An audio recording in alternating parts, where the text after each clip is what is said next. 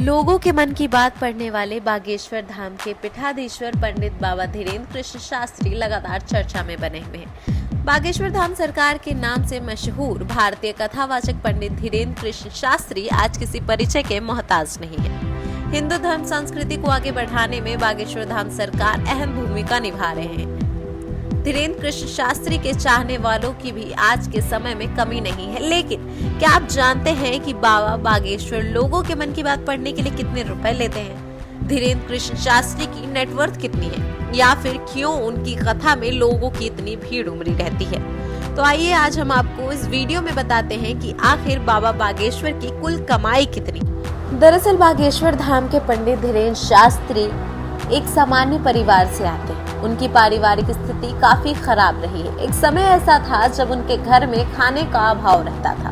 वो एक कच्चे मकान में रहते थे। मकान ऐसा था कि बरसात के दिनों में पानी घर टपकता था, पूरा घर पानी से भर जाता था। धीरेन्द्र कृष्ण शास्त्री का जन्म 4 जुलाई 1996 को मध्य प्रदेश के छतरपुर के पास स्थित गड़ागंज ग्राम में हुआ था।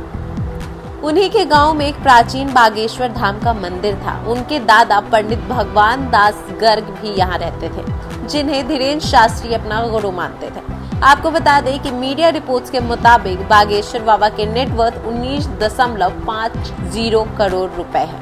वो कथा, प्रवचन और मन की बात पढ़कर कमाई करते हैं। लाखों सनातनी लोगों के विश्वास से बाबा को हर साल काफी चढ़ावा भी मिलता है।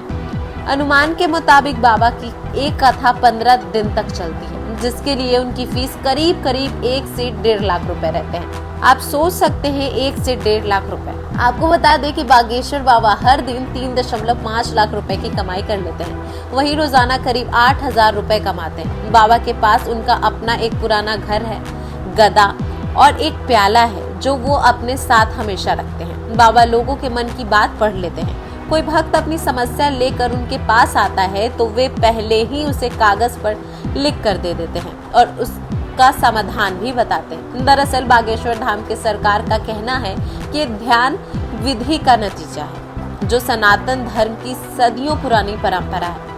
अपनी शक्ति के जरिए वो भक्त की समस्या जानकर उसे कागज पर लिख देते हैं। हनुमान जी की कृपा से वह सही हो जाता है।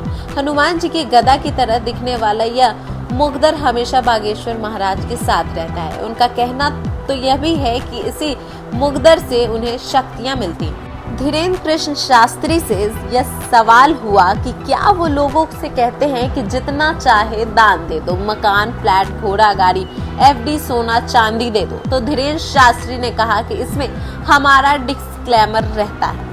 हम माइक पर ठोक कर बोलते हैं कि यहाँ कोई किसी तरह का फीस दक्षिणा नहीं लगता है, पर अगर तुम खुद को शिष्य मानते हो अपने आप को, और हम गुरु हैं, आप गुरु परंपरा के अनुसार कुछ भी देना चाहे तो दे दो। बागेश्वर धाम के प्रमुख ने खुलकर कहा है कि लेना बुरा नहीं है, उपयोगिता बुरी है।